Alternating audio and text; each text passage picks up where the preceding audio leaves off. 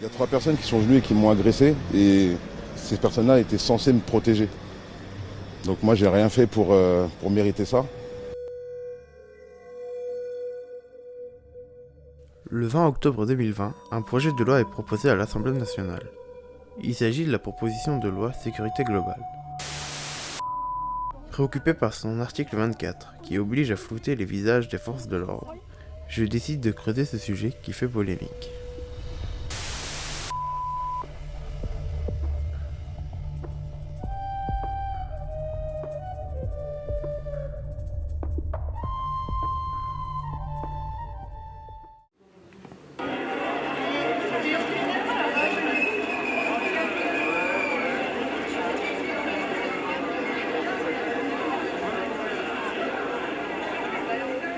La France risque de se retrouver cette année aux côtés du Pakistan, du Soudan, de la Somalie, de la Turquie, d'Israël et de la Chine sur la liste des pays qui violent la liberté de la presse. On assiste à une crise institutionnelle sans précédent depuis le début du quinquennat. Cet article 24, qui vise à pénaliser la diffusion de l'image des membres de forces de l'ordre, si elle a pour but manifeste qu'il soit porté atteinte à leur intégrité physique ou psychique, cet article est dangereux. Qui, sur le terrain, décidera qu'une diffusion en direct est susceptible de constituer une infraction, sinon les policiers eux-mêmes?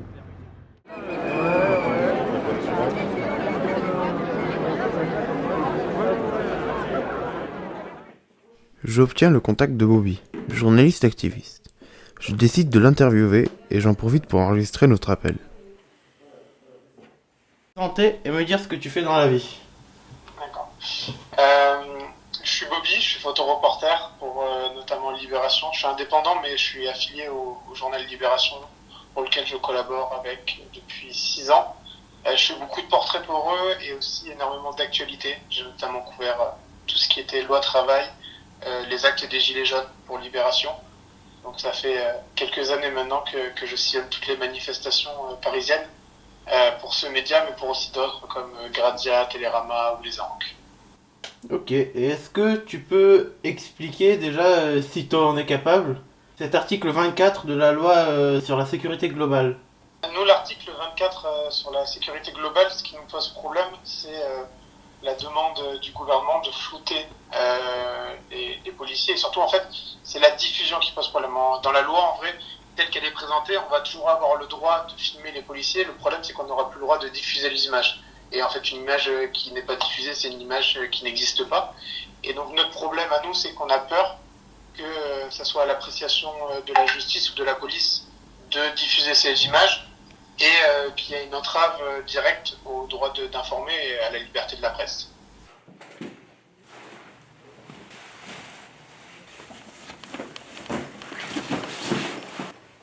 J'ai appris qu'une importante manifestation avait lieu à Amiens.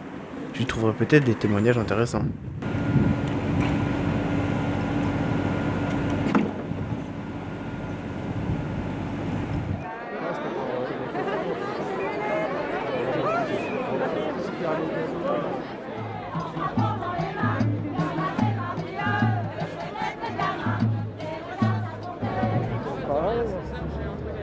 On ne pourra plus faire sereinement notre métier qui est de montrer les choses telles qu'elles sont.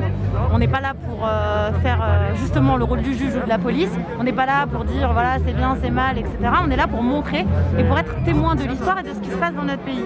Donc là on est empêché de le faire, tout simplement. Et le problème c'est que ça a déjà des conséquences, même si la loi n'est pas passée officiellement, ça a déjà des conséquences parce que beaucoup de policiers ou de chefs ont pris les devants pour nous interdire déjà de les filmer alors que la loi n'est pas passée.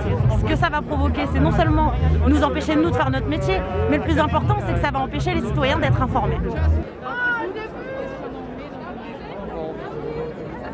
Aujourd'hui, effectivement, pour la loi sécurité globale et l'article 24, parce que je considère que pouvoir filmer les policiers, ça entrave pas leur travail s'ils le font bien. En aucun cas, je pense que des vidéos ont porté préjudice à des policiers quand ils sont intervenus comme il fallait. Je pense simplement que les filmer, c'est un moyen de nous protéger un petit peu des dérives qu'il peut y avoir. Je ne dis pas qu'il y en a systématiquement, mais quand il y en a, c'est quand même un point important, vu que les GPN n'a pas l'air vraiment d'être de notre côté. Voilà.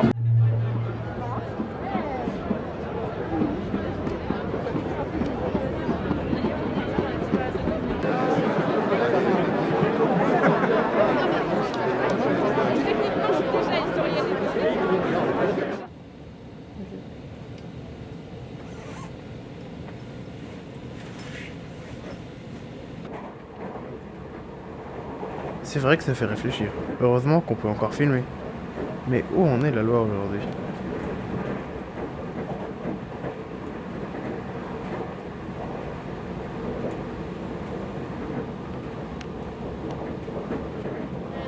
On est là. Ceux qui veulent nous mettre au pas, n'y pensez pas. On est peut-être confinés, mais aussi déterminés. Alors l'État policier, on n'en veut pas, on n'en veut pas. On est là, on est là, on est là, on est là. Et on filmera encore tout ce qu'il faudra. Sur la loi, qu'en est-il aujourd'hui ? Quelle a été l'évolution de la loi depuis ces événements jusqu'à aujourd'hui ? La loi a été discutée, âprement discutée, parce qu'il y a quand même une opposition au sein du Parlement, des députés, mais elle a quand même été adoptée. Donc maintenant, elle va passer au Sénat au mois de mars. Et d'ici là, il y a des personnes qui sont des personnalités qui sont interviewées, qui sont auditionnées par les sénateurs. Et d'après vous, quelle sera la conclusion de tout ça ? On a un petit peu peur parce que malgré tout, même chez les sénateurs, la majorité est du côté du gouvernement. C'est logique, c'est vrai, mais il faut continuer justement à mobiliser, à faire connaître nos positions, à défendre la liberté, nos libertés fondamentales, la liberté de d'expression, la liberté d'informer, la liberté d'être informé, la liberté de manifester, parce que si on ne peut pas filmer, s'ils ne veulent pas qu'on filme, toutes ces lois, c'est pour nous dissuader de manifester. Et s'il y a de la répression, forcément, des personnes vont être hésitantes à aller manifester si c'est pour se prendre des grenades, pour être nassées, toutes ces lois qui sont possibles avec un État qui est quand même de plus en plus répressif. Ce sera tout. Merci beaucoup. Merci à vous. On en est là. La loi est maintenant entre les mains des sénateurs. Il ne me reste plus qu'une chose à faire. Il faut qu'on se voie. Monsieur le sénateur, je fais partie d'un labo média initié par l'association Télébetsam à Abbeville. Avec mes camarades, je réalise un reportage sur l'article 24 de la loi Sécurité Globale. Je vous sais concerné par ce projet de loi. J'aimerais donc recueillir votre parole. Je voulais déjà avoir votre avis personnel sur toute cette actualité-là à l'époque. Qu'est-ce que vous en pensiez déjà quand cette annonce a été faite, quand ces mouvements quand on a soulevé ce sujet-là et qu'on a posé ça sur la table, on a dit mais comment ça va se passer maintenant ? Bon, est-ce que c'était pertinent de faire un article 24 ? Moi je pense que non. Est-ce qu'il y avait une urgence ? Non, encore moins. Voilà, je pense que c'est aussi un faux débat. Et puis je trouvais que ce projet de loi était un peu bancal. On était sur du rafistolage, on mettait des rustines, sans une vision globale pour le coup, alors que c'était sécurité globale. On était sur la rustine sur quelques points. Et j'ai vu que justement le 18 mars, vous avez parlé au Sénat, oui. Et vous avez participé à la création d'un amendement qui s'appelle « Supprimer cet article ».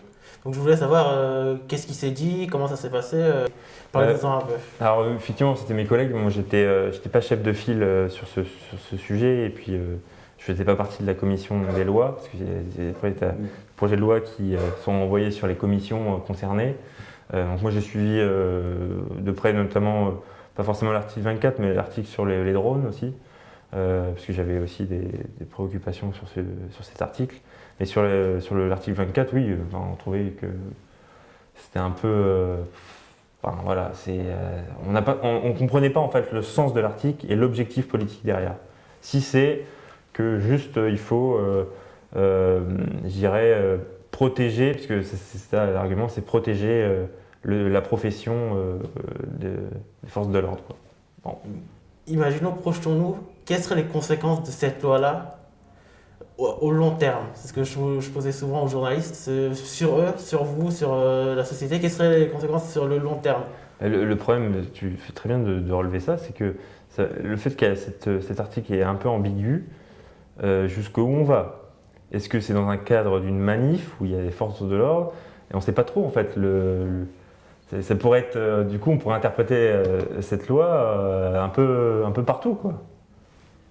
C'est là où ça fait peur. Et du coup, effectivement, c'est une atteinte aux libertés d'expression qui pourrait être prise par les médias en temps normal, quoi.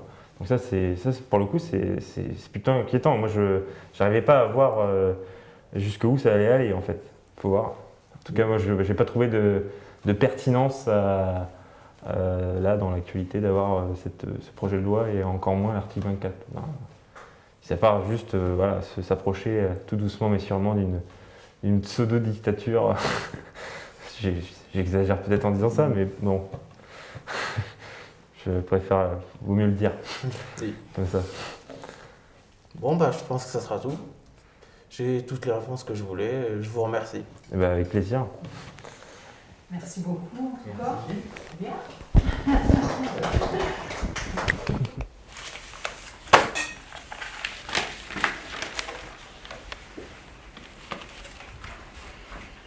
Alors, sur la sécurité globale, définitivement adoptée. Le Parlement a adopté définitivement la proposition de loi controversée sur la sécurité globale et sa mesure polémique pénalisant dorénavant la provocation et l'identification des forces de l'ordre. Après un ultime feu vert des députés hier, voici les principales mesures. Le 15 avril 2021.